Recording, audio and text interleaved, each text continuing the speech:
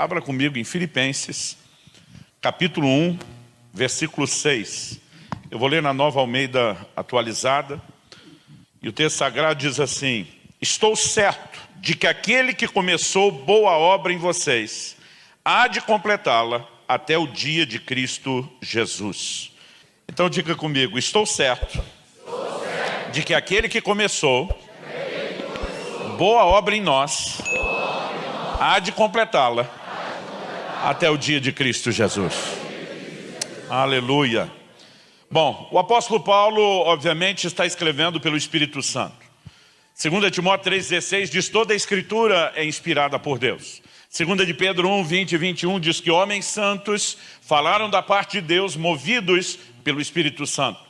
Romanos 15,4 diz que tudo quanto foi escrito para nosso ensino foi escrito. Então Deus não queria apenas que nós soubéssemos qual era a convicção, a certeza que Paulo carregava. Ao ser dirigido por Deus de comunicar a convicção que ele, no seu conhecimento de Deus, tinha, obviamente ele estava tentando impactar, influenciar e contagiar o coração dos irmãos da igreja de Filipos com a mesma certeza, com a mesma convicção. Eu normalmente gosto, diferente de só quando estou lendo a Bíblia, né? Quando estou num processo que eu chamo de meditação, eu gosto de pegar um texto como esse e procurar extrair aquilo que de prático Deus está tentando comunicar. E a verdade é que esse texto não exige de nós nenhum malabarismo de interpretação, né? A intenção comunicada aqui a respeito da disposição de Deus, ligada ao que Deus realmente costuma fazer, é muito clara. É a sua intenção, sua promessa, seu compromisso, a disposição de concluir aquilo que ele começou, de terminar aquilo que ele iniciou. Provavelmente essa é a razão pela qual em Hebreus 12:2 ele é chamado de o autor e consumador da fé, porque ele termina aquilo que começa. Agora, nós precisamos entender que isso não é apenas algo que Deus faz. O que Deus faz é visto nas Escrituras como uma extensão de quem Ele é. Em Hebreus 11:6 a Bíblia diz: aquele que se aproxima de Deus, né, deve crer que Ele existe e que Ele é galardoador daqueles que o buscam. A palavra galardoador, cujo sinônimo é recompensador, não é apenas algo que Deus faz, é algo que Ele é. Porque o que Deus faz é uma extensão de quem Ele é. E eu quero chamar a sua atenção para o fato de que quando Paulo diz: eu estou certo, eu estou convicto, eu tenho certeza, eu estou seguro de que aquele que começou a boa obra vai terminar, ele não está apenas falando de algo que Deus faz, ele está falando a respeito do caráter de Deus. E se é um tema que eu possa dar essa mensagem hoje, é acima de qualquer suspeita. Nós precisamos entender algo que é fundamental no relacionamento com Deus, que é um nível profundo de confiança, né? De plena confiança em quem Deus é. Quando eu olho para as Escrituras, quando eu olho na prática, em quase 30 anos de ministério, vejo as pessoas que até hoje estão bem, firme e forte na fé, olho aquelas que tropeçaram, me parece que muita gente que acaba falhando na jornada, deixou de entender algo simples, fundamental, essencial, apesar de básico, que Deus é digno de confiança. Ele é fidedigno. Então, em primeiro lugar, para falar desses exemplos, eu gostaria que você me acompanhasse, abrindo a Bíblia em 1 Coríntios, no capítulo 10. Nós vamos inicialmente ler do versículo 1 até o 6. O texto diz assim: ora, irmãos, não quero que vocês ignorem que os nossos pais estiveram todos sob a nuvem, e todos passaram pelo mar, e todos em Moisés foram batizados, tanto na nuvem como no mar. Todos eles comeram do mesmo alimento espiritual e beberam da mesma bebida espiritual, porque bebiam de uma pedra espiritual que os seguia, e a pedra era Cristo. Mas Deus não se agradou da maioria deles, razão pela qual ficaram prostrados no deserto. Ora, essas coisas se tornaram exemplos para nós, a fim de que não cobicemos as coisas más como eles cobiçaram. Antes de mais nada, vamos ter em mente que o apóstolo Paulo está escrevendo para o povo da nova aliança, mas ele faz menção do povo de Deus da antiga aliança. Ele está escrevendo para gentios convertidos. Corinto era uma cidade da Grécia. Os gentios eram todos os outros não judeus, o resto do mundo. Mas ele está fazendo menção da história de Israel do Antigo Testamento. E ele tenta criar uma conexão. A maneira como Paulo escreve não é para sugerir, olha, aquele povo viveu uma outra época, debaixo de outra aliança, não tem nada a ver com a gente, não. A forma como Paulo escreve é justamente para enfatizar o contrário. Ele diz, vocês não podem ignorar algo. E aí ele começa dizendo, nossos pais estiveram todos sob a nuvem e todos passaram pelo mar. Quando ele fala da nuvem, ele está fazendo menção do fato de que quando eles saem do Egito, Deus os guia no deserto, liderando-os por uma nuvem que ia à frente deles, uma coluna de nuvem durante o dia, que se tornava uma coluna de fogo durante a noite. E ao fazer menção da nuvem e depois da passagem dele pelo mar, ele diz no verso 2, todos em Moisés foram batizados tanto na nuvem como no mar. É lógico que não houve um batismo literal na nuvem e no mar, mas ele toma isso como algo simbólico das nossas experiências do batismo nas águas e no Espírito Santo na nova aliança. Ou seja, ele está dizendo, apesar de viver em um outro tempo e uma outra aliança, as figuras foram todas projetadas pensando na gente, naquilo que nós vamos viver hoje. Depois, ele continua o paralelo e diz no verso 3, todos comeram do mesmo alimento espiritual e beberam da mesma bebida espiritual. Quando ele está falando do alimento espiritual, é uma alusão ao maná. O maná, de acordo com o próprio Jesus, citando o livro de Deuteronômio, ele procedia da boca de Deus, era uma manifestação sobrenatural. No entanto, chegava de forma materializada para eles. Mas Jesus, na tentação do deserto, ele toma esse texto, ele faz uma aplicação em relação à palavra de Deus. Nem só de pão viverá o homem, mas de toda a palavra que sai da boca de Deus. Então Paulo está dizendo, o maná que eles comiam simboliza o alimento espiritual, a palavra que está à nossa disposição. E diz, eles beberam de uma bebida espiritual. Ele diz, beberam de uma pedra espiritual que os acompanhava e a pedra era Cristo. Quando você estuda o êxodo da nação de Israel, saindo do Egito, rumo à terra prometida, por duas ocasiões, Deus fez água sair da rocha. Em cada uma delas, num lugar distinto. Nenhuma delas, essa pedra saiu do lugar, continua no lugar até hoje. Mas quando fala deles bebendo de uma pedra, e que a pedra os acompanhava, ele está dizendo, aquela manifestação da água saindo da pedra é uma figura do que Cristo nos provê. E ele está dizendo que, com isso, que há um paralelo de como nós também bebemos do Senhor. Aliás, Paulo escrevendo aos mesmos coríntios, ele vai dizer no versículo 12 que a todos nós foi dado beber de um mesmo Espírito. Toda intenção é estabelecer um paralelo, que nós possamos olhar para eles como um povo de Deus e que a maneira como Deus tratou com eles e a forma como eles olharam com Deus, elas são um paralelo para nós, para o povo da nova aliança hoje. Aliás, a saída de Israel do Velho Testamento é uma das maiores figuras de redenção que você tem na Bíblia. Aquele povo estava escravizado debaixo da tirania do faraó. Qual era a nossa condição antes da conversão? A mesma. Colossenses 1 diz que Deus nos arrancou do império das trevas. Nós também estávamos sob um tirano, que não era um rei egípcio, mas nos oprimia e estávamos na condição de escravos. Quando eles foram libertos, na ocasião em que a Páscoa foi celebrada pela primeira vez e o cordeiro da Páscoa é morto, e eles pegam o sangue do cordeiro e colocam nos umbrais das portas, o que significa uma apropriação de fé pessoal. Esse foi o momento onde eles foram libertos. O que é que o Novo Testamento diz para nós? Paulo, escrevendo aos mesmos coríntios, diz que Cristo é o nosso cordeiro pascal. Ou seja, Cristo está para nós, como o cordeiro da Páscoa estava para eles. Como eles foram libertos com a morte daquele cordeiro, nós somos libertos com a morte de Jesus, para quem João Batista aponta o dedo e diz, esse é o cordeiro de Deus que tira o pecado do mundo. Quando eles saem do Egito e chegam no Monte Sinai, Êxodo 19, 5 e 6, nos mostra que Deus começa a declarar palavras, dizendo que agora eles eram o povo de Deus. As mesmas palavras são repetidas sobre nós, o povo da nova aliança. Em 1 de Pedro 2,9, quando Deus diz, vós sois nação santa, geração eleita, sacerdócio real, povo de propriedade exclusiva de Deus, Pedro está repetindo as mesmas palavras de Êxodo 19, 5 e 6. Então esse paralelo precisa nos comunicar algo.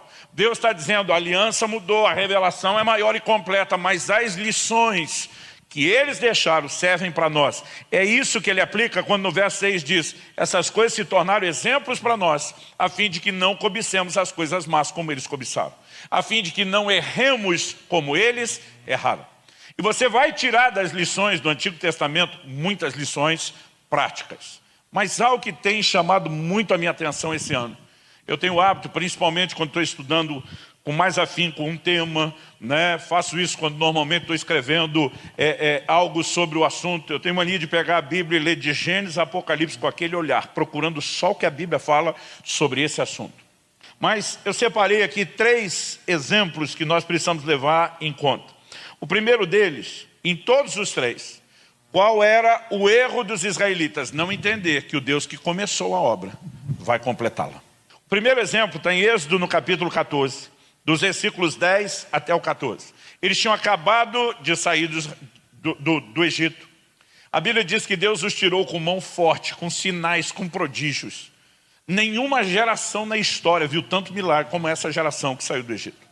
Eles tinham acabado de presenciar aquelas 10 pragas, Deus julgando não só os egípcios, mas os deuses do Egito, como diz a Escritura. E agora, tão logo eles saíram, estão fazendo festa pela sua redenção. Faraó se arrepende de tê-los liberado e decide persegui-los. E quando isso acontece, eles mudam completamente a maneira de pensar a respeito de Deus e do processo de Deus. Então o texto diz assim, Êxodo 14, de 10 a 14. E chegando Faraó, os filhos de Israel levantaram os olhos, e eis que os egípcios iam atrás deles, e ficaram com muito medo. Então os filhos de Israel clamaram ao Senhor. Disseram a Moisés, será que foi por não haver sepulturas no Egito que você nos tirou de lá, para que morramos nesse deserto? O que foi que você fez conosco, tirando-nos do Egito? Não foi isso que dissemos a você no Egito, deixe-nos em paz para que sirvamos os egípcios, pois teria sido melhor para nós servir os egípcios do que morrer no deserto. Qual é o posicionamento deles? É dizer, Deus fez tudo o que fez, todo esse cenário de intervenções, né, que a gente pode classificar no nível apoteótico, mas o que ele queria é que no final das contas os egípcios matassem a gente no deserto. Ou seja, eles não conseguem entender a revelação de que o Deus que começa, ele tem um compromisso para concluir. Moisés reage contrário a isso. O texto diz, Moisés, porém, respondeu ao povo, não tenham medo, fiquem firmes e vejam o livramento que o Senhor lhes dará no dia de hoje, porque vocês nunca mais verão esses egípcios que hoje vocês estão vendo. O Senhor lutará por vocês, fiquem calmos. Moisés está olhando para essa turma e dizendo, gente, faz sentido para vocês Deus ter feito tudo que fez para agora virar as costas e deixar que vocês morram. O Deus que começou vai continuar. Se os egípcios vieram atrás, o problema agora é deles. Deus vai julgá-los, Deus vai trazer livramento. Moisés o tempo todo está chamando a atenção deles para que o Deus que começou tem um compromisso de continuar. Mas eles diziam, não, Deus fez tudo isso, mas o que ele queria era puxar o nosso tapete para a gente morrer pela mão dos egípcios depois. Mas aí você pensa, não, é a primeira experiência.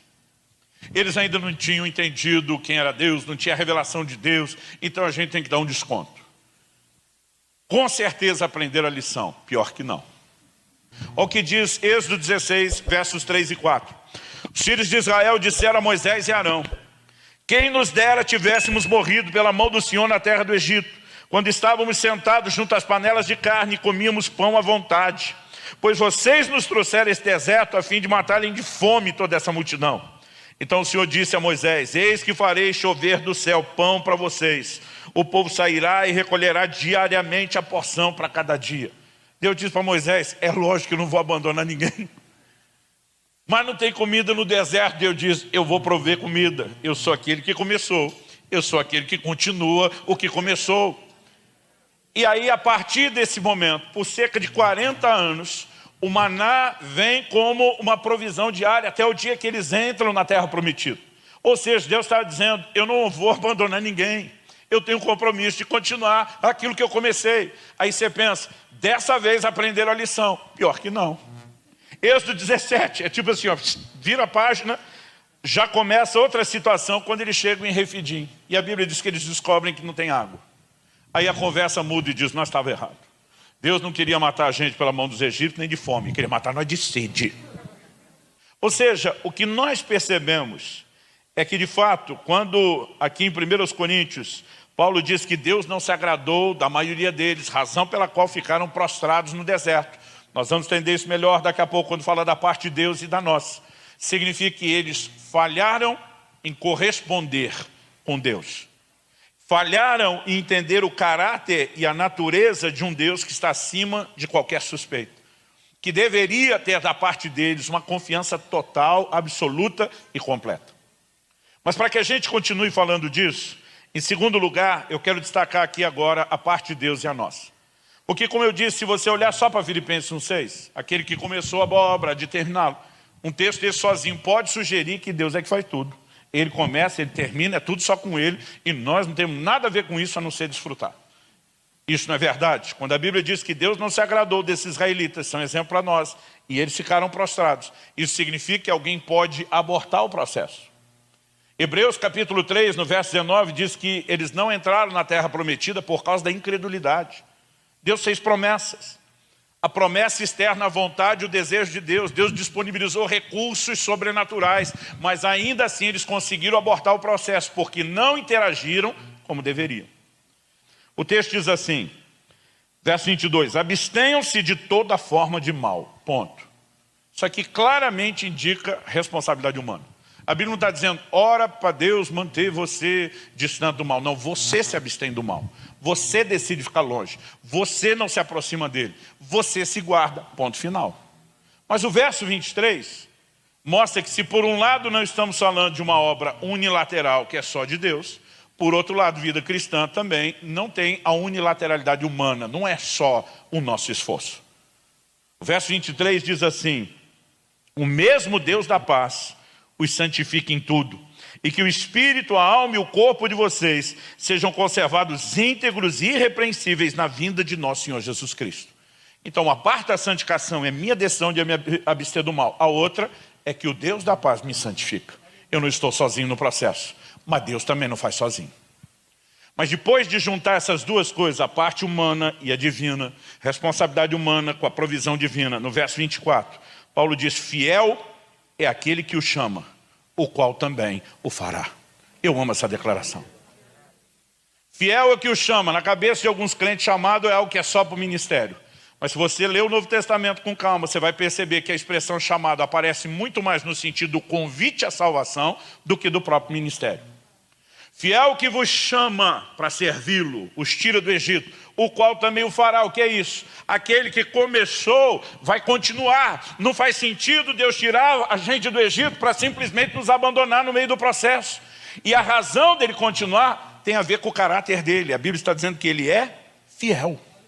Ele diz, não sejam idólatras como alguns deles foram. Verso 7 de 1 Coríntios 10. Conforme está escrito, o povo assentou-se para comer e beber e levantou-se para se divertir. E não pratiquemos imoralidade como alguns deles o fizeram e caíram mortos num só dia 23.000. E não ponhamos Cristo à prova como alguns deles o fizeram e foram mortos pelas serpentes. E não fiquem murmurando como alguns deles murmuraram e foram destruídos pelo exterminador.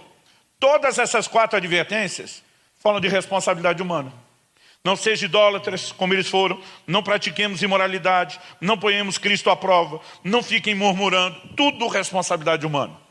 Depois dizer, olha, nós temos aqui um claro exemplo que nos remete à nossa responsabilidade na qual eles foram negligentes.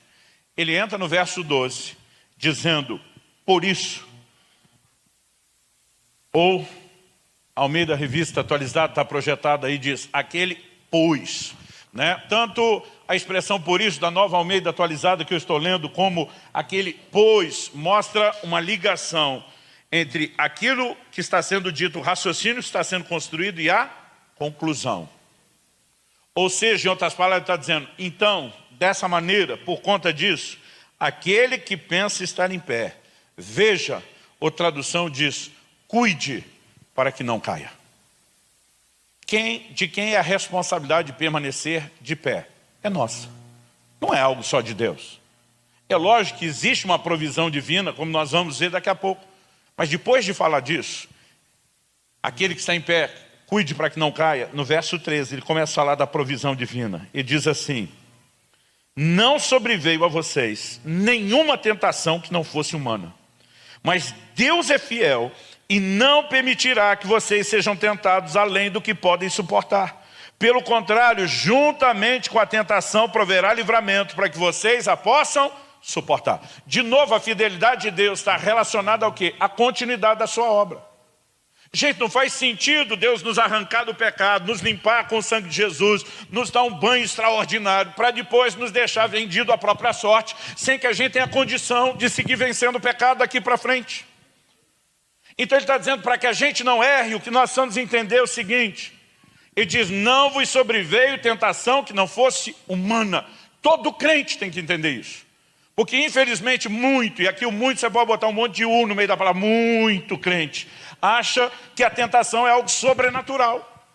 Um dia alguém me questionou, mas pastor, a Bíblia chama o diabo de tentador. Eu falei, é verdade, mas a mesma Bíblia em Tiago 1,14 diz que cada um de nós é tentado quando enganado e atraído pelo próprio desejo. É o nosso desejo que nos atrai. Então como é que o diabo é chamado de tentador? Ele pega o cardápio, bota debaixo do seu nariz. A provocação pode ser externa, o desejo é interno. Agora, eu repito sempre essa frase e vou fazer questão de dizer mais uma vez. Eu digo sempre que o entendimento errado vai te levar a uma fé errada. E a fé errada vai te levar para o lugar ou para o resultado errado. O crente que acredita que a tentação é sobrenatural e o livramento é natural não vai vencer nunca essa guerra. O crente que acredita nisso está dizendo para Deus, o Senhor não tem nenhum compromisso de continuar o que começou. O Senhor pode até ter tirado a gente do Egito um dia, limpado nosso pecado, mas a verdade é que nós só estamos esperando a hora de morrer no deserto. Agora me deixe te dizer o que é sobrenatural nessa história. Sobrenatural não é a tentação, sobrenatural é o livramento. A Bíblia diz, Deus proverá livramento. Aqui sim, crente, você tem algo sobrenatural. Ou seja, se você tiver um entendimento correto, ele vai gerar em você uma fé correta, que vai te levar para o lugar ou o resultado correto. Se eu entender que a tentação é natural e o livramento é sobrenatural, aí, meu amigo, eu e você temos condições de permanecermos de pé. Não só porque exercemos a nossa responsabilidade, mas porque há uma provisão a ser desfrutada. E a provisão vem de um Deus que é chamado de fiel. Ele não começou o trabalho para abortá-lo. Aquele que começou a boa obra vai continuá-la. Ele tem um compromisso, isso é a extensão de quem ele é. Aleluia! Paulo falava tanto de uma coisa como de outra, seja na vida dos crentes ou na vida dele. E 2 Timóteo 4,7 ele diz, combati o bom combate, encerrei a carreira, guardei a fé.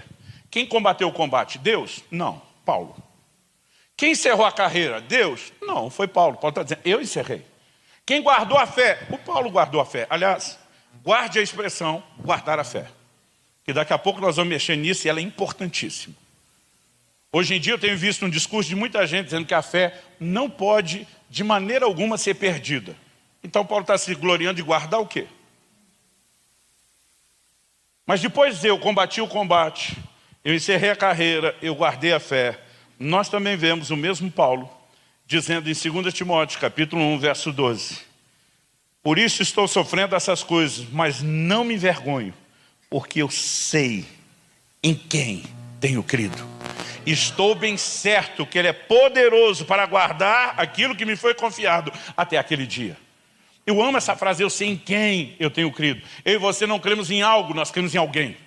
Nós não cremos numa coisa, nós cremos numa pessoa. E não é uma pessoa qualquer, é um Deus acima de qualquer suspeita, digno de toda confiança. E diz, eu sei em quem eu tenho crido. Da parte dele não vai ter furo. Ele é poderoso para guardar o meu depósito, aquilo que me foi confiado até aquele dia. Então Paulo está dizendo, se eu fizer a minha parte, não tem perigo dele não fazer a dele. Já que eu toquei no assunto de guardar a fé, eu quero te dizer o seguinte, a fé não é necessária apenas para nos aproximarmos de Deus. A gente sabe disso, ninguém questiona isso. Hebreus 11,6 diz, aquele que se aproxima de Deus precisa crer que Ele existe e é galardoador daqueles que o buscam. Então a fé é necessária para se aproximar de Deus. Como eu e você somos salvos? Pela graça sois salvos, diz Paulo em Efésios, mediante a fé. A fé determina a aproximação. Só que a fé não é necessária só para aproximar de Deus. Ela é necessária para que a gente continue perto e não se afaste dele. O autor de Hebreus fala disso em Hebreus no capítulo 3, no versículo 12. Eu vou ler do 12 ao 14. Ele diz, tenham cuidado, irmãos, aqui de novo responsabilidade humana. Tenham cuidado, irmãos, para que nenhum de vocês tenha um coração mau e descrente. Ele está dizendo que se houver no cristão um coração de incredulidade, se ele começa a substituir a fé pela ausência dela, em vez de guardá-la, ele a perde, isso vai afastá-lo do Deus vivo de quem ele tinha se aproximado. Ele segue no verso 13 dizendo, pelo contrário, animem uns aos outros todos os dias durante o tempo que se chama hoje, a fim de que nenhum de vocês seja endurecido pelo engano do pecado. Animem uns aos outros todos os dias. O irmão falou, pastor, eu não entendo, a gente já vai no culto domingo, ainda tem que ter mais uma reunião na semana que é a célula. Eu falei, filho, a Bíblia manda a gente se animar uns aos outros todo dia. A questão é que a gente não precisa fazer isso só com reunião. Mas nós precisamos proteger e guardar a fé. A razão pela qual muitos sucumbem é porque eles não entendem a importância a ponto de zelar por ela, de investir nela, de proteger essa fé. Olha o que diz o verso 14. Ele diz, porque temos nos tornado participantes de Cristo. Mas você não vai ver o autor dizendo, e se uma vez salvo, salvo para sempre, escolhendo, faça o que quiser. Ele diz, temos nos tornado participantes de Cristo se, e aqui vem o condicional, se de fato guardarmos firme até o fim a confiança que desde o princípio tivemos. Então eu sou participante de Cristo, sou como? Eu cheguei pela fé. Mas para que eu siga participando, eu tenho que guardar até o fim a mesma confiança que eu manifestei desde o princípio. Guardar a fé é uma das maiores responsabilidades que eu e você temos. Substitua fé por confiança, confiança por fé. Nós estamos falando a respeito de um sinônimo. Deuteronômio 1, eu vou ler a partir do verso 26. Porém vocês não quiseram ir era para conquistar a terra, mas foram rebeldes à ordem do Senhor seu Deus. Qual foi o problema deles aqui? Rebeldia, guarde isso. Vocês foram rebeldes. Depois o texto continua e diz, ficaram murmurando em suas tendas. Qual o segundo problema aqui? Murmuração. Ficaram murmurando em suas tendas e disseram, o Senhor está com ódio de nós. E por isso nos tirou da terra do Egito para nos entregar nas mãos dos amorreus e nos destruir. Gente, de novo, a mesma desculpa, só com outra roupagem e outra maquiagem. Não, a gente estava errado. Deus não nos tirou do Egito para nos fazer morrer pela mão dos egípcios no deserto. Deus não nos tirou do Egito para nos matar de fome. Deus não nos tirou do Egito para matar de sede. A gente estava enganado. Ele queria puxar o tapete do outro jeito. Ele queria nos fazer perecer pela mão dos amorreus. O plano dele era deixar a gente chegar na cara do gol, ficar cheio de expectativa e aí dar o tombo na gente. E a frase deles aqui agora é, o Senhor está com ódio de nós. Gente, as declarações de Deus para esse povo o Senhor, Moisés fala da parte de Deus, o Senhor se afeiçoou a vocês. São declarações do amor, de um Deus que diz para a nação de Israel, com amor eterno eu te amei, com benignidade eu te atraí. Mas de alguma forma, esses camaradas tratavam Deus como se fosse um bipolar. Não, ele acordou um dia nos amando, decidiu nos tirar do Egito, fez essas coisas maravilhosas, mas no outro dia ele acordou resmungando, hoje é dia de maldade. O que eu posso fazer para azarar a vida dessa turma que creu em mim? Mudei de ideia, não amo mais ninguém, estou aborrecido, estou para o crime hoje. Moisés está dizendo, vocês estão de brincadeira, bando de cabeçudo.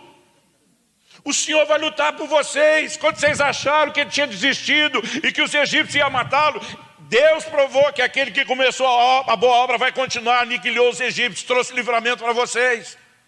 Quando vocês acharam que ele ia matar vocês de fome, ele trouxe alimento e provisão sobrenatural. Quando vocês acharam que ia morrer de sede, ele fez sair água da rocha. O mesmo Deus que tirou vocês do Egito, que vem agindo ao longo do deserto, vai continuar aquilo que ele começou.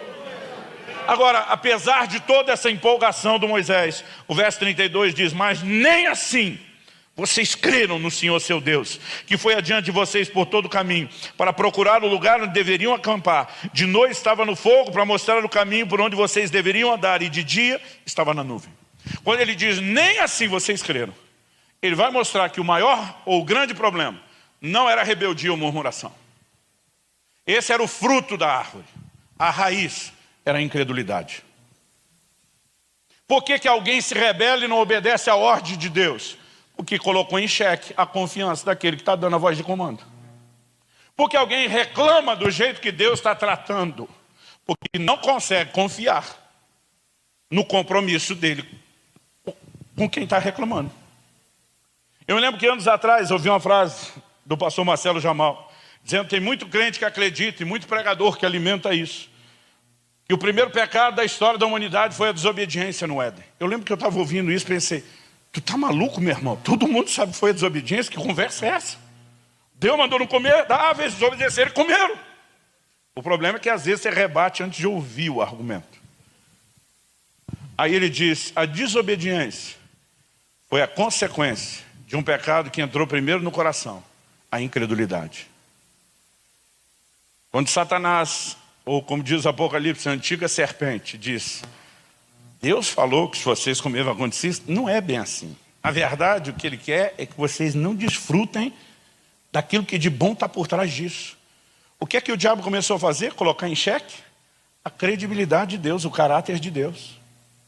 E o problema é que eles acreditaram naquela conversa.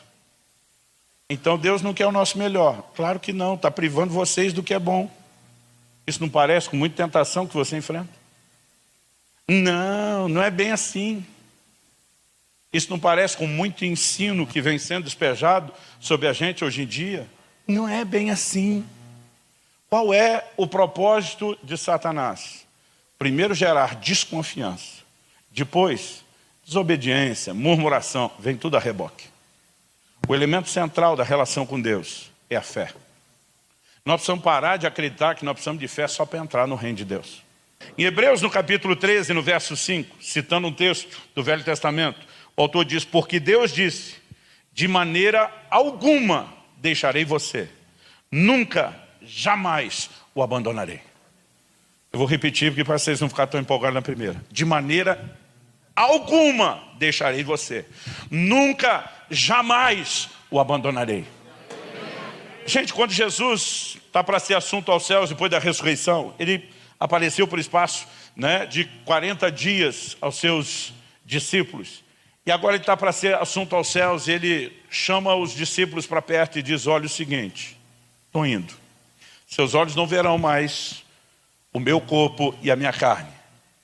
Mas apesar de eu desaparecer da vista de vocês daqui para frente, vamos deixar uma coisa clara, deixa eu deixar isso bem claro para vocês. Eis que estou convosco todos os dias, até a consumação dos séculos. E de vocês não me verão, mas eu estarei com vocês. Faça chuva, faça sol, dia de eclipse. E diz: eu vou estar com vocês todos os dias. Gente, não há garantia alguma de que eu e você não teríamos problemas. Paulo diz: na minha primeira defesa, ninguém compareceu, todos me abandonaram. E diz: mas o Senhor esteve ao meu lado e me fortaleceu, porque Ele prometeu estar conosco. Davi diz: ainda que meu pai e minha mãe me abandonem, os últimos de quem a gente espera isso. E diz: o Senhor me acolherá. Ele está dizendo: Deus não é como as outras pessoas que nos decepcionam. Ele jamais deixará de estar conosco. A convicção de que Ele não nos abandona tem que ser um fundamento. Eu vi amigos na adolescência desistir da fé. Aí você pergunta: desistiram porque tropeçaram? Não, porque eles tinham tanta certeza que ia tropeçar que eles anteciparam. Os caras falaram: velho, não vai dar, em algum momento nós vamos acabar pecando, esse pecado Deus vai chutar a gente mesmo, então tchau, fui. Eu dizia: vocês estão malucos? Não, Deus vai chutar nós. Eu dizia: se Ele for me chutar, Ele que chute com força, porque senão eu agarro no pé dele e não largo. Que ideia é essa de acreditar que Deus vai nos chutar, então a gente desiste? Olha o que Hebreus capítulo 10 nos diz, vou ler do 35 ao 39, sobre a decisão de não desistir. Portanto, não percam a confiança de vocês, porque ela tem grande recompensa. Gente, se a confiança não pudesse ser perdida, por que tanta advertência? Eu honestamente não consigo entender gente que tenta divulgar a doutrina de que sua fé não está em risco. Então isso aqui nem retórica era um teatro sem fundamento que Deus fez. Só quando Ele diz para não perder a confiança, Ele tenta colocar os nossos olhos no lugar certo, porque ela tem uma grande recompensa. Deus está dizendo: não seja inconsequente. Aliás, é isso que Hebreus 12 diz quando fala de Esaú. Quando a Bíblia diz que eu e você não devemos ser devassos ou profanos como foi Esaú, que por um prato de lentilhas vendeu o seu direito de primogenitura. Não é pensar só num prazer momentâneo, é olhar adiante, é olhar a consumação do plano e do propósito de Deus. Então, Deus está aqui dizendo: eu não vim aqui te apontar o dedo ou jogar pedra em você, não vim falar mal das suas crises, das suas dificuldades ao longo do caminho, eu só vim te lembrar: não perca a sua confiança, porque ela tem uma grande recompensa. Um dia, quando eu e você atravessarmos os portais da glória, estivermos cara a cara com o nosso Senhor, e Ele disser: servo bom e fiel, entra no gozo do teu Senhor. Meu amigo, não importa o que você enfrentou ao longo da caminhada. Eu não sei como vai ser aquele momento, mas eu me reservo o direito de ficar imaginando. E eu imagino que a hora que eu botar o pé do lado de dentro, entrei, eu acho que eu vou olhar para trás com desdém. Vou dar uma mirada naqueles momentos difíceis da caminhada, naqueles momentos deu vontade de desistir, mas a gente não desistiu. E eu vou olhar e dizer: valeu a pena. Valeu a pena. Não percam a confiança de vocês, porque ela tem grande recompensa. Na sequência ele diz, vocês precisam perseverar, para que havendo feito a vontade de Deus, alcancem a promessa. O que é perseverar? É não desistir. O que é desistir? Perder a confiança. É simples assim. Vocês precisam perseverar, para que havendo feito a vontade de Deus na jornada toda, não só no início, alcancem a promessa. Porque sem perseverança, ela não será alcançada.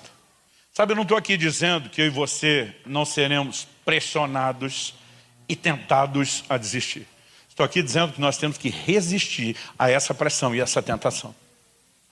E há formas de você fazer isso. Quando Moisés fala em Deuteronômio 1 para aquele povo, o Senhor lutará por vocês, segundo tudo que você viu, que Ele fez conosco, vocês viram que Ele fez conosco no Egito, e também ao longo do caminho do deserto. Ele está dando uma dica. Que em momentos onde eu e você começamos a ser enganados pelo sentimento de que talvez Ele não esteja presente, ou interessado, ou amando, ou cuidando, comprometeu, é bom lembrar o histórico dele ao longo da caminhada. Jeremias diz em Lamentações, no capítulo 3, quero trazer à memória aquilo que me dá esperança. E tem coisas que eu e você de tempos em tempos precisamos recordar e lembrar. Para concluirmos, a visão que nós precisamos ter de Deus é de um Deus acima de qualquer suspeita. Não há razão para desconfiarmos dele. Quando a nação de Israel estava vivendo a maior crise da sua história, a maior crise de apostasia, depois de Deus, ao longo de séculos e séculos, ter confrontado, chamado ao arrependimento, eles não terem ouvido a voz de Deus, a situação só foi piorando, e chegaram ao clímax da apostasia e do juízo de Deus, onde a nação de Judá, o reino do sul, é levado cativo para a Babilônia. Quando eles estão na Babilônia, o comportamento deles é de quem diz mais ou menos assim, agora lascou tudo de vez. Acabou-se a nossa esperança, eram declarações deles. E eles começam agora a falar do que eles acham que Deus pensa sobre eles. Nessa hora Deus levanta o profeta Jeremias, que no capítulo 29, no versículo 11, traz um recado dos céus dizendo, ei, eu é que sei os pensamentos que eu tenho acerca de vós. Deus está dizendo, você acha que sabe o que é que eu penso? Sabe de nada, inocente. Quem sabe sou eu. E já que você não entende o que eu sei, deixa eu te explicar o que eu sei. O que é que eu penso de vocês? Eu é que sei. Os pensamentos que eu tenho acerca de vós são planos de bem e não de mal, para vos dar um futuro e uma esperança. Deus está dizendo, no auge da apostasia de vocês, se houver arrependimento, eu permaneço fiel. Eu estou aguardando vocês para restaurá-los e para terminar aquilo que eu comecei, porque eu não desisto.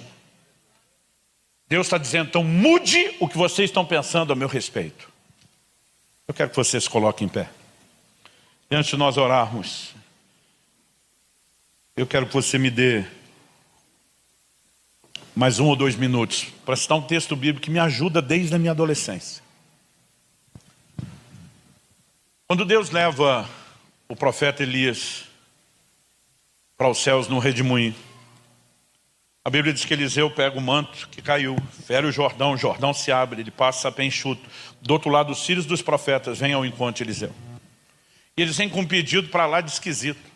Chegam para ele e diz, deixa os teus servos procurarem o corpo de Elias. Pode ser que Deus o tenha jogado numa montanha e não vale. O Eliseu olha para aqueles caras e diz, vocês estão malucos? Esquece isso. A Bíblia diz que eles insistem. Eliseu insiste, deixa disso. A Bíblia diz que apertaram tanto com Eliseu que ele diz, vai, vão. Depois de 3 dias, com 50 homens fazendo uma busca incessante, eles voltam e dizem, não achamos nada. O Eliseu olha para eles e faz o papel da mulher no casamento. Eu não vos disse? Todo marido aqui sabe que se não houve o conselho da esposa, há uma grande probabilidade da história terminar com ela dizendo, eu falei. Às vezes nem fala sem falar. Aí mesmo ela não abrindo a boca, a voz está lá dentro. Eu falei. Qual era o dilema de Eliseu e esse grupo? Imagina Eliseu dizendo, quem vocês acham que Deus é? Vocês acham que Deus ia fazer essa retirada apoteótica que fez com o cara para jogar o corpo dele fora no caminho, como alguém que toma água num copo descartável de plástico e joga fora? Vocês estão malucos? De achar que o Deus que quer descartar ia fazer toda essa cena primeiro para jogar fora depois. Aquele que começou, termina o que começou. Muitas vezes o diabo vai dizer para você, vai te jogar no monte, vai te jogar no vale. Você fala, mentira, o único rejeitado nessa história é você, miserável. Eu não. Nosso coração precisa confiar. Talvez hoje você precise olhar para a história. Clique e veja mais vídeos como esse.